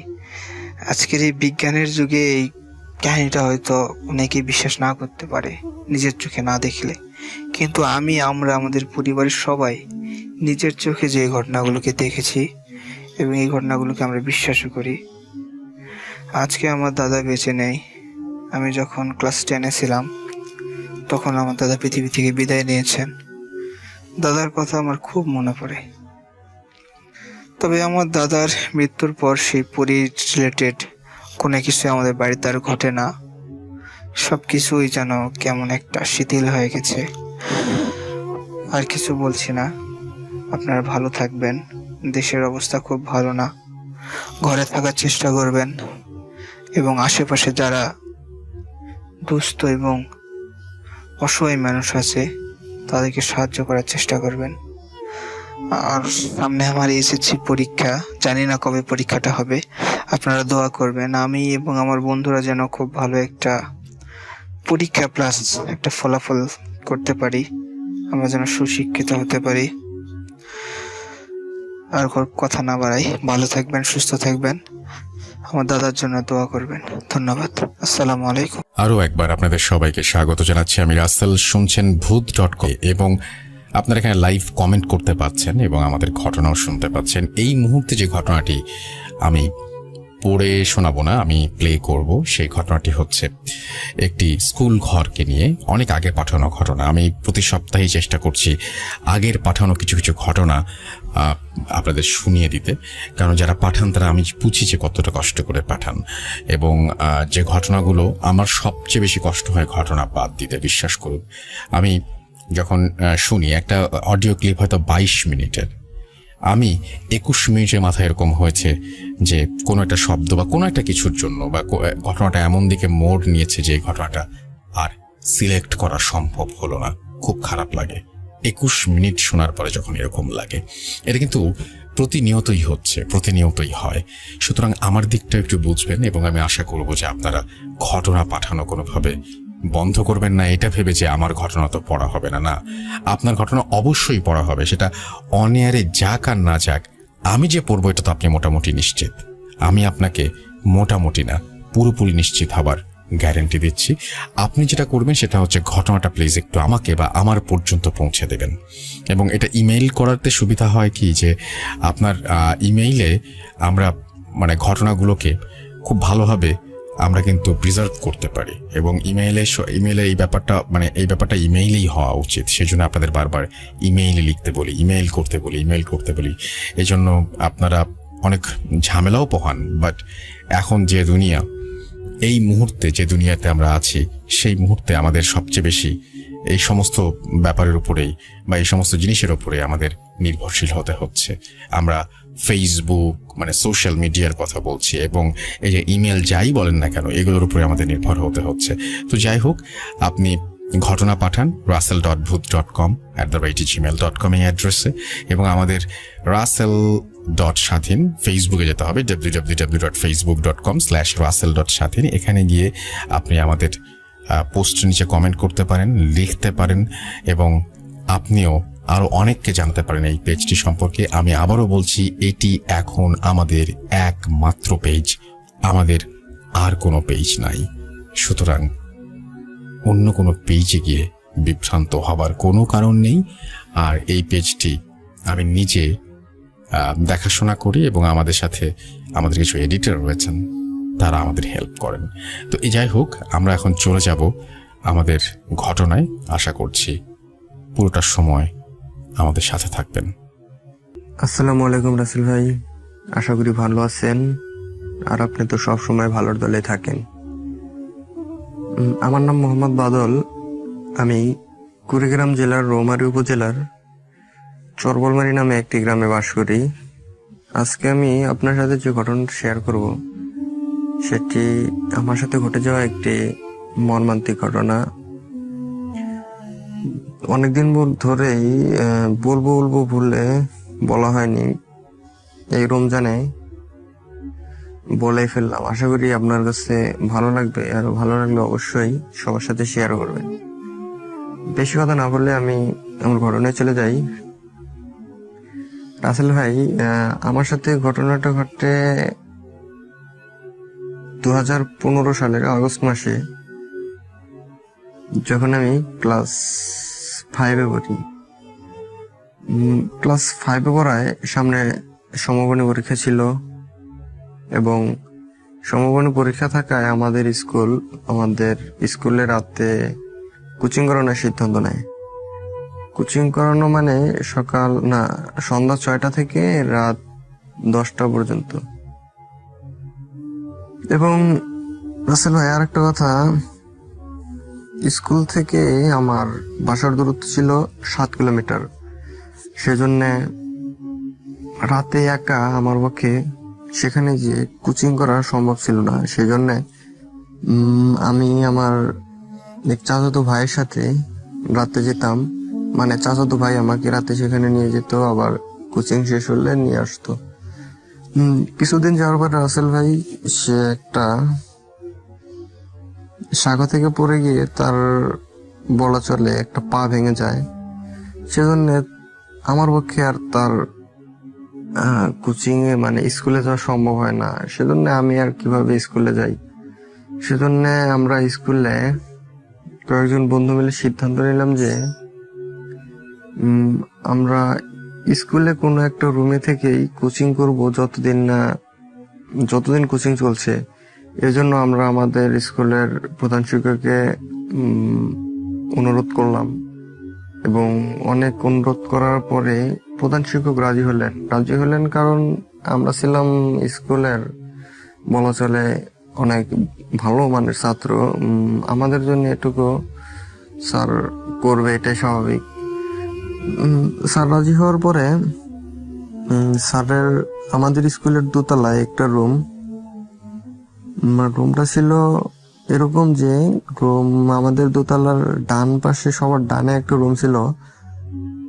রাসেল ভাই, আমি স্কুলে যাওয়ার পর থেকে কোনোদিনও রুমটা খোলা দেখিনি, মানে সবসময় বন্ধই দেখেছি। আর কি কারণে যে বন্ধ ছিল সেটাও কোনোদিন জানতে চাইনি। স্যার আমাদেরকে রুমটা খুলে দিল। রুমটা খোলার পরে দেখলাম রুমটার মধ্যে অনেক ভাঙা বেঞ্চ, চেয়ার ইত্যাদি ইত্যাদি মানে আবর্জনা পড়ে আছে। আমরা একদিন ভরেই সেগুলো সাফ করলাম, মানে পরিষ্কার করলাম। তারপরে আমরা বাড়ি থেকে চার্জার মতো কম্বল, খেতা, বালিশ নিয়ে গেছিলাম, সব মানে বিছিয়ে থাকা শুরু করলাম। রাসেল ভাই, আমরা মানে 3 জন বন্ধু থাকতাম, মানে সবার আর 2 জন ছিল, ওদের নাম ছিল মাজেদুল ও ফয়সাল। ওদের বাড়িও মানে অনেকটাই দূরে ছিল, সেজন্য ওদেরও আসার প্রবলেম হতো, সেই জন্য থাকে। যেহেতু রাসেল ভাই আমরা দূরে থেকে আসছি, সেজন্য আমাদের খাওয়া দাওয়ার জন্য কোনো বাড়িতে লজিং থাকতে হতো, মানে লজিং খেতে হতো। কোচিং শেষ করে আমরা রাতে খেতে যেতাম এবং কোচিং মানে খেয়ে দিয়ে আবার এসে শুয়ে পড়তাম। রাসেল ভাই, এভাবেই আমাদের কয়েকদিন কাটলো, মানে 3 থেকে 4 দিন এভাবেই কাটলো, কোনো প্রবলেম হলো না। রাসেল ভাই, প্রবলেম শুরু হয় 4র্থ দিন থেকে। মানে 4র্থ দিন বলতে আমরা 3 জনে রাতে শুয়ে আছি, আমাদের হঠাৎ একটা শব্দ ঘুম ভাঙলো। শব্দটা এরকম ছিল যে মানে শব্দটা আসছিল ওই রুমের কোন এক কর্নার থেকে। শব্দটা এরকম ছিল যে কোনো বিড়ালকে যদি কেউ গলা চিপে ধরে তাকে কোনো আওয়াজ করতে না দেওয়া হয়, সেরকমই মানে বিড়াল ডাকার শব্দ। আমরা যথারীতি মানে যেহেতু আমরা রাতে কোচিং করতাম, সেজন্য আমাদের সবার কাছে টর্চ লাইট ছিল।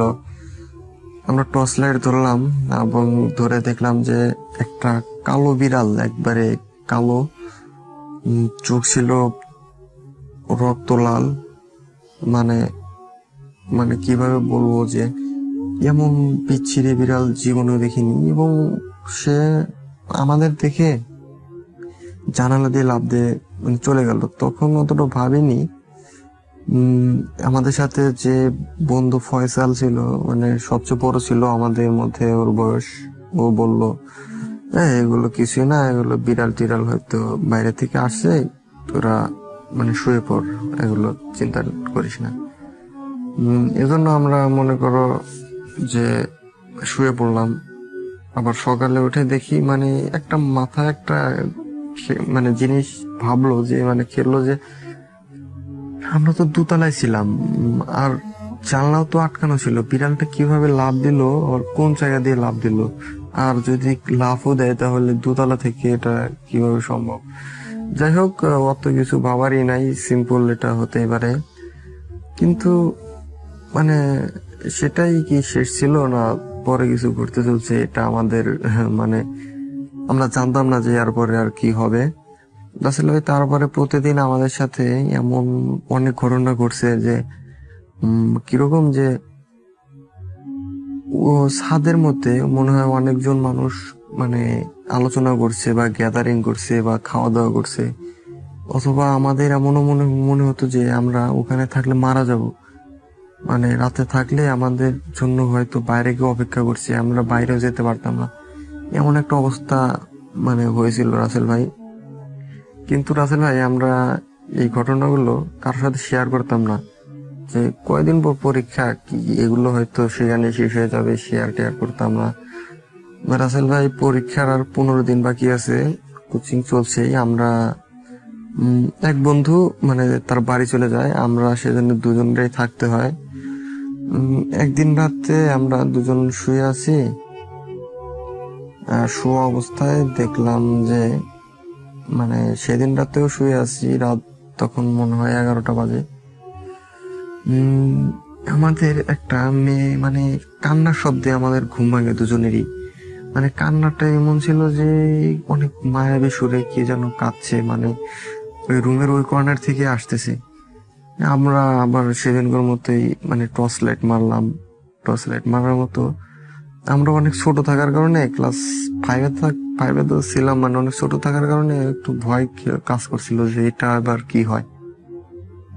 পরে মানে করলাম, টর্চ লাইট মারলাম। টর্চ লাইট মারার পর দেখি রাসেল ভাই মানে এটা দেখার জন্য প্রস্তুত ছিলাম না বললে চলে। মানে একটা মেয়ে, সাদা কাপড় পরা, অনেক বড় বড় মানে লম্বা চুল, আমাদের উল্টো দিকে বসে কি যেন খাচ্ছে, মানে আমরা ঠিক বুঝতে পারছি না। কিন্তু আমাদের দেখে মানে আমাদের উপস্থিত হলো, মানে টর্চ লাইট মারার সাথে সাথেই মেয়েটা এমন ভাবে মাথাটা ঘুরালো, মনে হয় যে কোনো একটা বল 360 ডিগ্রি অ্যাঙ্গেলে আমাদের দিকে মানে তাকালো। এটা দেখে তো রাসেল ভাই আমি কি বলবো, মেয়েটার মানে চোখ তো ছিলই না, মুখের মধ্যে রক্ত মানে চুয়ে চুয়ে পড়ছে। এটা দেখে তো আমি সেন্সলেস হয়ে পড়ে যাই। তারপরে যখন মানে আমার জ্ঞান ফেরে তখন আমি ছিলাম আমার বাড়িতে। দেখি মানে বাড়িতে শুয়ে আছি, বাবা মা বন্ধু ফয়সালও শুয়ে মানে পাশে বসে আছে, এখন কান্নাকাটি করছে মা বাবা। মানে মাকে জিজ্ঞেস করলাম যে মানে কি হয়েছে, কান্নাকাটি করতেছে। পরে বললো যে তুই এই 3 দিন থেকে অজ্ঞান হয়ে পড়ে আছিস, মানে কি বলবো তোর সাথে কি হয়েছে সেটা মানে বল। পরে আমি সবাইকে সব খুলে বললাম। খুলে বলার পরে তারা মানে কি বলবো, আমি আমার বন্ধু মাজদুলের কথা বলেছি যে ওর এখন কি খবর। রাসেল ভাই আমি লক্ষ্য করিনি যে আমার শরীরে কতগুলো ব্যান্ডেজ ছিল, মানে আমি সেগুলো খেয়ালই করিনি। পরে মাজদুলের কথা জিজ্ঞেস করলাম, ওরা বললো যে ও নাকি মারা গেছে। মানে আমাকে নাকি পাওয়া যায় স্কুলের ছাদে মানে ক্ষত বিক্ষত অবস্থায়, আর মাজদুলকে পাওয়া যায় স্কুলের পেছনে একটা জঙ্গলে মৃত অবস্থায়, মানে ওকে কেউ মানে খাবলে খাবলে খেয়েছে এরকম। সেটা শুনে আমার তো মানে বিশ্বাসই হয় না। পরে আমি নিজের শরীরের দিকে চেয়ে দেখি যে আমার এই অবস্থা, শরীরে এত ব্যান্ডেজ। আমি তো তারপর থেকে আমার 2 মাস জ্বর ছিল রাসেল ভাই, যার কারণে আমি আমার সমমানের পরীক্ষাও দিতে পারিনি সেইবার। আমার জ্বর মানে না থামায় বাবা মা মানে এক বড় হুজুরের কাছে যান। হুজুর বলে যে আপনার ছেলেরা যে রুমে ছিল ওই রুমে কয়েকগুলো দুষ্ট জিন বসবাস করত, এবং তারা যাওয়ায় তাদের মানে থাকার ব্যাঘাত ঘটে, সেজন্য তারা তাকে অনেকভাবে মানে না করে এখানে থাকার জন্য, কিন্তু তারা সেটা বুঝতে পারে না, হয়তো কোনোভাবেই মানে বুঝে উঠতে পারে না, সেজন্য তাদের সাথে এরকম ব্যবহার করে। রাসেল ভাই, এই ছিল আমার ঘটনা। আশা করি আপনার ভালো লাগবে। আর কথাবার্তায় কোনো ঝামেলা হলে অবশ্যই ক্ষমা দৃষ্টিতে দেখবেন, অবশ্যই সবার সাথে শেয়ার করবেন। আর রাসেল ভাই, আমাদের এলাকায় অনেক ঘটনা রয়েছে যা আপনার কাছে শেয়ার করার মতো, অবশ্য সময় পেলে বলবো। রাসেল ভাই, আসসালামু আলাইকুম। আসসালামু আলাইকুম লিসেনার। যেভাবে লিখেছেন আমি সেভাবেই পড়ার চেষ্টা করছি। লিখছেন, প্রিয় রাসেল ভাই, আসসালামু আলাইকুম। কেমন আছেন জিজ্ঞেস করব না, কারণ আমি জানি আপনি সব সময় ভালোর দলে। আমি আপনার অনেক পুরনো একজন শ্রোতা। সেই ভূত এফএমের শুরু থেকে এখনো পর্যন্ত আপনার পাশে আছি। বেশ কিছু ঘটনা আমার জানা থাকলেও সময়ের অভাবে লেখা হয়ে ওঠে না।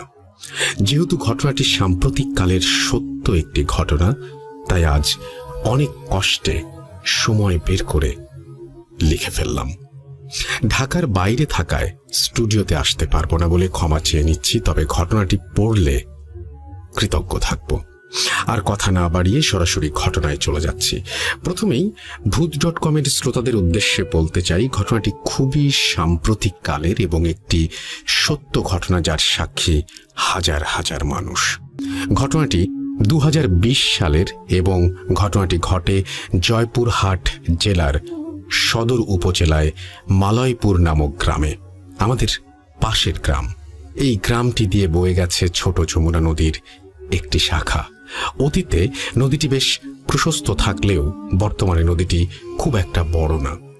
এখানে অনেক শ্রোতা আছেন যারা হয়তো জেনে থাকবেন, নদীতে কোনো কোনো স্থানে, বিশেষ করে নদী যেখানে বাঁক নিয়েছে সেরকম অনেক জায়গায় নদী অন্যান্য অংশের চেয়ে অনেক বেশি গভীর হয়, যেগুলো আমাদের অঞ্চলে দও বলা হয়ে থাকে। শুষ্ক মৌসুমে নদীতে বিভিন্ন অংশ শুকিয়ে গেলেও এই দওয়ের অংশগুলো কখনোই শুকায় না, এবং এই অংশগুলোতে লোকে বিভিন্ন রকমের গাছের ডালপালা ফেলে রাখে, যেগুলোতে প্রচুর মাছ থাকে, এবং শুষ্ক মৌসুমে স্থানীয় লোকজন এই অংশগুলোতে নেট নামিয়ে মাছ ধরে। অনেক সময় অনেকে শত্রুতা বশত এই দণ্ডগুলো বিষ প্রয়োগ করে মাছ ধরার জন্য। উল্লেখিত ঘটনা দটিতে শুষ্ক মৌসুমে প্রায় 40 থেকে 50 ফিট পানির গভীরতা থাকে। যাই হোক, ঘটনাটি যখন ঘটে তখন বর্ষা মৌসুম প্রায় শেষের দিকে, তবে তখন নদীতে বেশ স্রোত ছিল। ঘটনাটি যেদিনের সেদিন মালাইপুর গ্রামের যুবক, তার একটা ছদ্মনাম দিয়ে দেই রহিম, তার 3 বন্ধু সাথে নৌকা নিয়ে নদীতে মাছ ধরতে যায়। নৌকা নিয়ে তারা নদীর অপর প্রান্ত, অর্থাৎ তাদের গ্রামের নদীর যে পাড়, তার বিপরীত পাড়ে যায়। যেহেতু বর্ষার শেষে, তাই নদী পুরোপুরি ভরা ছিল না, তবে নদীতে স্রোত ছিল।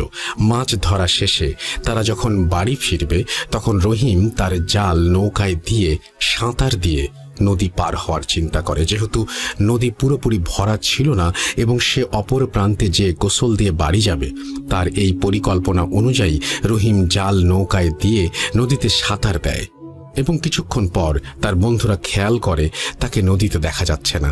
তারা ভাবে হয়তো তাদের জন্য অপেক্ষা না করে সে বাড়ি চলে গেছে, কিন্তু একটু পরে নদীর অপর প্রান্তে একটি ব্যক্তির চিৎকারে তাদের ভুল ভাঙে।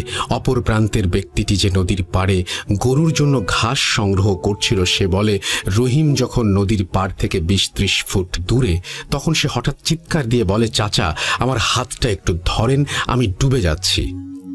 এখানে বলে রাখা ভালো, রহিমের বাড়ি নদীর কাছে হওয়ায় সে ছোটবেলা থেকে ভালো সাঁতার জানত, এবং এই ভরা নদী সে অসংখ্যবার সাঁতার দিয়ে পার হয়েছে। কাজেই এই নদীতে তার ডুবে যাওয়ার কোনো কারণ নেই, এটি একেবারেই স্বাভাবিক না। যাই হোক, রহিমকে বাঁচানোর জন্য যখন পাড়ের ওই ব্যক্তিটি নদীতে ঝাঁপ দিতে যাবে, ঠিক তখনই পানির প্রচণ্ড একটা ঘূর্ণন, যাকে আমরা পাক বলে থাকি আমাদের অঞ্চলের ভাষায়, সেটি এসে রহিমকে একদম তলিয়ে নিয়ে যায়, এবং এই ঘটনা দেখে সে চিৎকার দিতে থাকে। কিছুক্ষণ পর্যন্ত আশেপাশে রহিমকে ভেসে উঠতে না দেখে গ্রামবাসী ফায়ার সার্ভিসে খবর দেয়। ততক্ষণে নদীর দুই পাশে শত শত গ্রামবাসী জমা হয়ে গেছে। ফায়ার সার্ভিসের কর্মীরা আসার পর 3-4 জন ডুবুরি অক্সিজেনের ট্যাঙ্ক এবং প্রয়োজনীয় উপকরণ নিয়ে নদীতে নামে। এখানে উল্লেখ্য যে যেখানে রহিম ডুবেছিল সেই অংশটি দয়ের অংশ, যেখানে পানির গভীরতা নদীর অন্য অংশের চেয়ে বেশি ছিল, এবং তারা নদীতে নামার পর কয়েক মিনিট পানির নিচে খুঁজতে থাকে এবং হঠাৎ করে নদীর গভীর অংশ যে ছিল সে ওপরে ভেসে ওঠে। তাদের যে নেতৃত্ব দিচ্ছিলেন তার কানে কানে সে কি যেন বলে। এখন তাদের টিমের ওই লিডার তাকে আর পানিতে নামতে নিষেধ করেন এবং নৌকায় বসতে বলেন। এরপর বাকি সদস্যরা ওই স্থান থেকে দূরে নদীর অগভীর প্রান্তে 2-3 মিনিট সাঁতার কেটে অথবা ডুবুরি যে কাজ সেটি করে উপরে চলে আসেন। গ্রামবাসী যখন তাদের জিজ্ঞেস করেন রহিমের ব্যাপারে, তারা বলেন আমরা অনেক চেষ্টা করলাম কিন্তু তাকে খুঁজে পেলাম না। তারা বলেন রহিমের মাকে ডাক দেন, আমরা তার সাথে একটু কথা বলবো। তারা রহিমের মাকে আলাদাভাবে ডেকে বলেন সেখানে কিছু বাতাসা সহ আরো কিছু জিনিস দিতে, তাহলে রহিমকে পাওয়া যাবে, তবে জীবিত অবস্থায় না, মৃত অবস্থায়। পরে গ্রামবাসীরা চাপাচাপি করলে তারা বলে এর আগে এখানে কিছু ঘটেনি। তখন ওইখানে উপস্থিত বয়স্ক ব্যক্তিরা বলেন প্রায় 35 থেকে 40 বছর আগে এখানে একসাথে ডুবে যাওয়া 2 জন লোক মারা গেছেন। তখন ফায়ার সার্ভিসের কর্মীরা বলেন আমরা নিচে গিয়ে দেখি অস্বাভাবিক আকৃতির একটি বস্তু, যার সমস্ত শরীর জুড়ে চোখ এবং চোখগুলো দিয়ে প্রচণ্ড আলো বের হচ্ছে। ওই অস্বাভাবিক আকৃতির বস্তুটি আমাদেরকে বলেছে যে আমরা যদি এখান থেকে বাঁচতে চাই তাহলে এখন যেন উঠে যাই এবং আমরা যেন আপনাকে অর্থাৎ সেই ছেলেটির মাকে এই কাজগুলো করতে বলি, তাহলে তারা লাশ ফেরত দেবে। এই কথা শুনে আমরা দ্রুত উপরে উঠে আসি। তাদের কথা অনুযায়ী রহিমের মা ওই কাজগুলো ওই দিনই করেন এবং পরের দিন ওই স্থান থেকে প্রায় 2 থেকে 3 কিলোমিটার দূরে রহিমের লাশ ভেসে ওঠে। এর বেশ কিছুদিন পর আমরা রহিমের পরিবারের লোকদের থেকে একটা অদ্ভুত তথ্য পাই, আর তা হলো রহিম বেশ কয়েক বছর আগে শুষ্ক মৌসুমে মাছ ধরার জন্য ওই দাওতে বিষ প্রয়োগ করে। তখন তাকে স্বপ্ন দেখানো হয় সে অনেক বড় একটা অন্যায় কাজ করেছে এবং সে যেন কখনো একা নদীতে না যায়। নদীতে তাকে একা কখনো পেলে এর প্রতিশোধ নেওয়া হবে। যেহেতু এটা কয়েক বছর আগের ঘটনা, তাই রহিম আস্তে আস্তে এই স্বপ্নের ঘটনাটা ভুলে যেতে থাকে এবং ঘটনাটিকে আর গুরুত্ব সহকারে নেয় না। এলাকাবাসী এখনো ভাবে হয়তো ওই ঘটনার জন্য তাকে এমন করুণ পরিণতি বরণ করতে হয়েছে। এই ছিল আমাদের পাশের গ্রামে ঘটে যাওয়া একটি সত্য ঘটনা, যার সাক্ষী ওই অঞ্চলের হাজার হাজার মানুষ। লিসেনাররা চাইলে এর সত্যতা যাচাই করে দেখতে পারেন। ধন্যবাদ রাসেল ভাই, সেই সঙ্গে ভূত.com-এর সকল লিসেনারকে। হ্যাঁ, আজকের মতো আবার কোনো একদিন সময় বের করে হয়তো আরও একটা ভয়ঙ্কর ঘটনা লিসেনারদের উপহার দেওয়ার চেষ্টা করব। নাম প্রকাশে অনিচ্ছুক, তাই আমি নামটি প্রকাশ করলাম না। তবে আপনাকে অসংখ্য ধন্যবাদ একটি ঘটনা আমাদের উপহার দেওয়ার জন্য, এবং আমরা এরকম ঘটনা আপনাদের কাছ থেকে আরও আরও আরও অনেক বেশি চাই। আর সেই জন্য আমাদের ইমেইল করতে হবে। আমাদের ইমেল অ্যাড্রেস হচ্ছে russell.booth.com@gmail.com। আপনার নাম, ঠিকানা এবং ফোন নাম্বার সহ আপনার জীবনে ঘটে যাওয়া বা আপনার জানা সেরা ঘটনা লিখে পাঠিয়ে দিন আমাদের কাছে। ঘটনার শুরুতে অবশ্যই উল্লেখ করুন যে ঘটনাটি আপনি স্টুডিওতে এসে শেয়ার করতে চান নাকি আপনি চান আপনার ঘটনা আমরা পড়ে শোনাই। যারা দেশের বাইরে রয়েছেন তারা সরাসরি অডিও ক্লিপ পাঠাতে পারেন বা লিখেও পাঠাতে পারেন ঘটনাটি। এই ছিল আমাদের প্রথম ঘটনা। আশা করছি এই ঘটনাটি আপনাদের ভালো লেগেছে। যদি ভালো লাগে অবশ্যই কমেন্ট করে জানিয়ে দেবেন, যদি খারাপ লাগে সেটাও আমাদের জানাবেন, এবং উৎসাহিত করতে পারলে উৎসাহিত করবেন। আমি বলবো যে সমস্ত ঘটনা আমরা শুনি সেই সমস্ত ঘটনার একটা সময় আমি যখন ভূত এফএম করতাম তখন আপনাদের বলতাম যে ঘটনাটি যেখানে ঘটছে সেইখানকার ছবি বা সেখান থেকে একটা ভিডিও করে আপনি পাঠিয়ে দিন, আমাদের একটা ছোট্ট ক্লিপ পাঠিয়ে দিন, যেটা আপনারা এর আগে আমার সাথে বহুবার করেছেন। সেটা আমরা এখনও চাই, এবং আপনাদের যাদের মনে আছে তারা অবশ্যই সময় সুযোগ পেলে যে জায়গার ঘটনা বলছেন সেই জায়গার ছবিটা দিয়ে দিবেন। অনেক সময় আপনারা কোনো এমন মানুষের কাছ থেকে শোনেন ঘটনা যারা হয়তো আমাদেরকে ইমেইল করেন না বা যারা হয়তো আমাদের সাথে কানেক্টেড না। তো সেই সমস্ত মানুষের সাথেও আপনি একটা ছোট্ট আপনি ঘটনাটি তো লিখে পাঠালেন, ঠিক আছে, বা আপনি ঘটনাটি রেকর্ড করে পাঠালেন, ঠিক আছে, ওই মানুষটির ছোট্ট একটা ইন্টারভিউ, ভিডিও ইন্টারভিউ যদি আপনি পারেন সেটাও আপনি আমাকে পাঠাতে পারেন। অনেক উপকার হবে আমাদের জন্য, অনেক উপকার হবে যারা শুনছেন তাদের জন্য। আপনাকে অনেক ধন্যবাদ। আবারও আপনাদের সবাইকে ধন্যবাদ এই ঘটনাটি শোনার জন্য। আমরা চলে যাব আমাদের পরবর্তী ঘটনায়। মালয়েশিয়াতে কেউ যায় পড়তে, কেউ যায় বেড়াতে, কেউ যায় ভাগ্যের সন্ধানে। আমাদের এবারে যে ঘটনাটা সেটা মালয়েশিয়ার একটি ঘটনা। পড়তে গিয়েছিলেন তিনি, যিনি ঘটনা পাঠিয়েছেন, সম্ভবত তার মামা এরকমই, এবং সেই ঘটনা সেখানে ঘটেছিল এবং সেই ঘটনাটা বেশ ভালোই লেগেছে আমার কাছে। বেশি বড় না, ছোট্ট একটা ঘটনা। আশা করছি যে আপনাদের কাছেও ভালো লাগবে, এবং এরকম ভালো ভালো ঘটনা যদি আপনাদের কাছে থাকে তাহলে আমাকে পাঠাতে একেবারেই ভুলবেন না। আমি খুব খুশি হব এবং আমি অধীর অপেক্ষায় আছি আপনাদের দারুণ দারুণ সব ঘটনা পাঠানোর জন্য। যে একটু আগে আমরা আজকে শোটা শুরু করেছিলাম সুকান্ত মাইতির স্টোরি দিয়ে, কি চমৎকার না? এবং আপনাদের কাছেও ভালো লেগেছে আমি বিশ্বাস করি। তো এইরকম ঘটনা আমাদের আরো বেশি পাঠান, সেটাই আশা করব। চলুন শুনে আসি মালয়েশিয়ার এই ঘটনাটি। আসসালামু আলাইকুম রাসেল ভাই, আমি নীল ফরিদপুর থেকে বলছি। আশা করি ভালো আছেন, কারণ আপনি সবসময় ভালো তলেই থাকেন। সেই 2010 সাল থেকে আপনার ভূত ফিল্ম শোনা হয়, তো এখন .com শুনছি।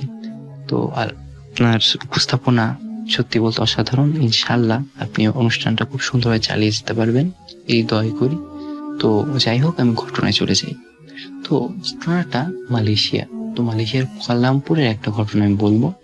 তো ঘটনাটা ঘটে আমার চাচার সাথে। তো আমার চাচা মালয়েশিয়ার একটা প্রাইভেট ইউনিভার্সিটিতে পড়তেন। তো ওনার বাসা ছিল কুয়ালালামপুরে। তো কুয়ালালামপুর থেকে ওনার ভার্সিটিতে যেতে ট্রেনে 40 মিনিটসের মতো লাগতো। তো উনি সবসময় ট্রেনে যাতায়াত করতেন। তো ওনার নাইট সেশনে ক্লাস ছিল, তো উনি প্রতিদিন ঠিক মতো আসা যাওয়া করতেন।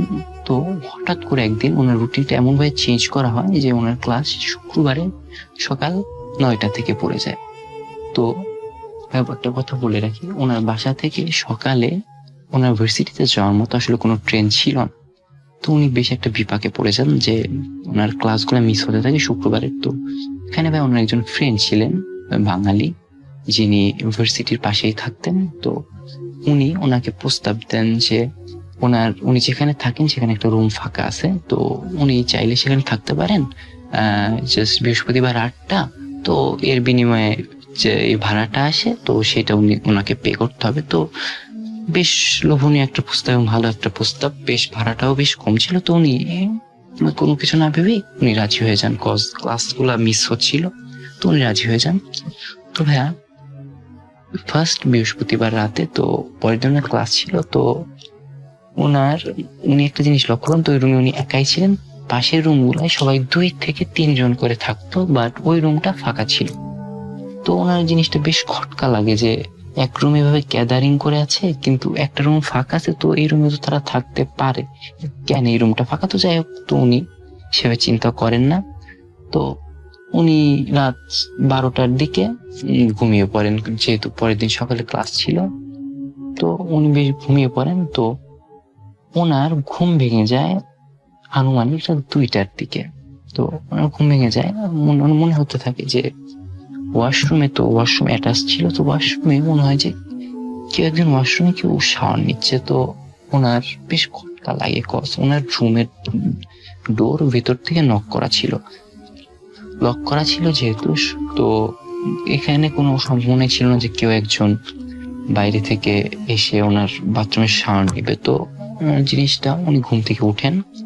তো উনি উঠে দেখেন যে বাথরুমের দরজাটা আটকানো বাইরে থেকে, কিন্তু বাথরুমের লাইটটা জ্বালানো। তো স্পষ্ট মনে আছে উনি লাইট অফ করে শুয়েছিলেন। তো এবং উনি বাথরুমের দরজা খুলে দেখেন বাথরুমের শাওয়ারটা ছাড়া। তো বাথরুমের শাওয়ারটা যেহেতু ছাড়া উনি দেখেন, তো ওনার বেশ খটকা লাগে। তো উনি ভাবেন হয়তো কোনো কলে সমস্যা ছিল, তো উনি শাওয়ার অফ করে দেন। তো অফ করে দিয়ে উনি এসে যখনই শুয়ে পড়েন, তো সবচেয়ে বিচিত্র জিনিসটা এখনই ঘটে ভাই। তো উনি খেয়াল করেন, উনি শুয়েছেন খুব সময়, তো 5 থেকে 10 মিনিট হবে। উনি খেয়াল করেন ওনার খাটের সাথেই ভাই জানালা ছিল। তো জানালাতে উনি যেটা দেখতে পান, হঠাৎ করে সামথিং লাইক এ সার্কেল ওনার জানালার সামনে এসে পড়ে।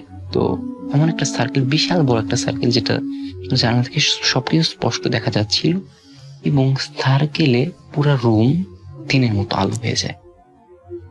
দিনের মতো আলো হয়ে যায়। তো উনি হতভম্ব হয়ে যান, এটা কি হয়েছে। তো উনি দেখতে পান জানালা থেকে কোনো কিছুর মতো একটা হাত, দুইটা হাত, বেশ কালো লোমশ দুইটা হাত ওনার দিকে এগিয়ে আসছে, এবং এগিয়ে এসে ওনার পা দুইটা টান দিয়ে ধরে। তো উনি বেশ লম্বা ছিলেন, তো উনি শুয়েছিলেন খাটে, এবং খাটের সাথেই জানালাটা ছিল। তো এসে ওনার পাটা ধরে ফেল।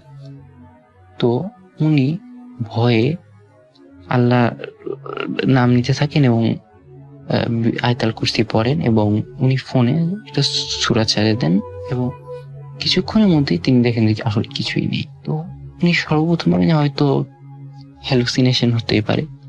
তো উনি ওই দিন রাতে এই ঘটনাটা ফার্স্টে কারোর সাথে শেয়ার করেন না। তো উনি যাই হোক বেশ সুন্দরভাবে ঘুমিয়ে যান।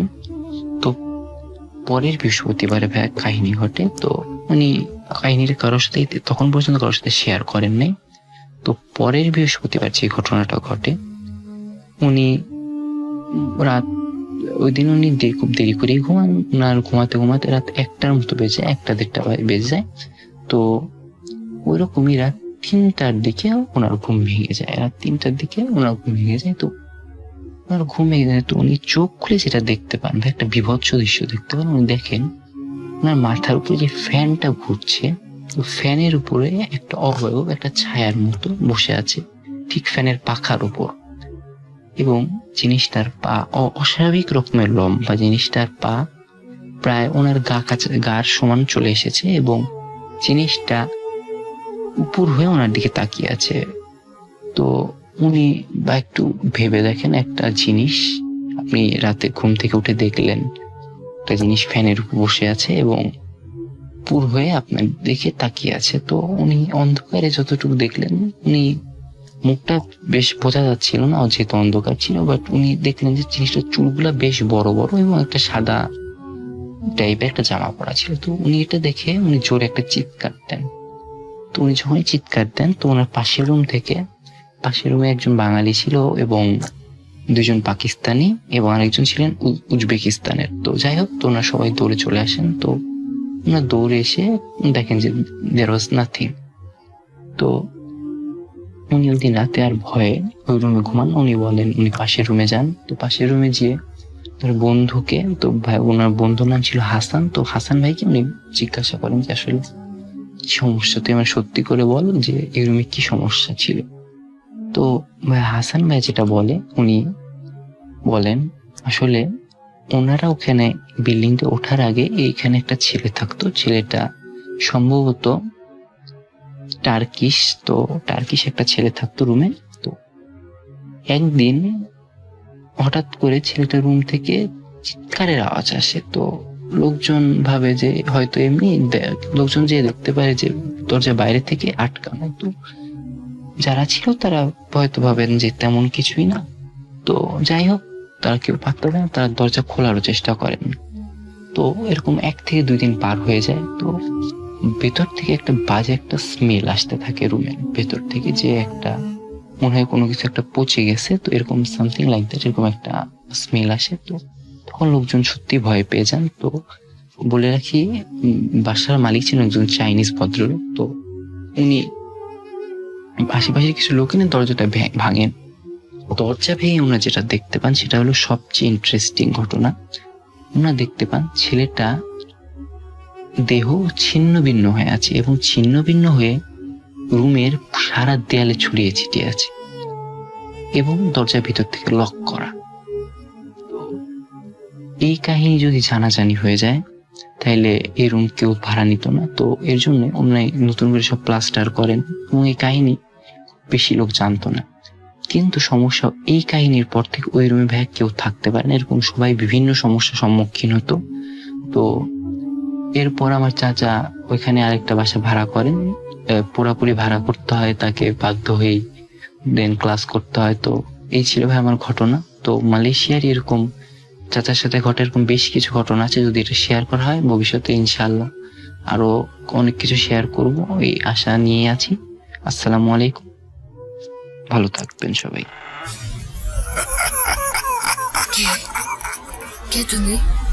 Bhoot.com. The fear returns with Russell.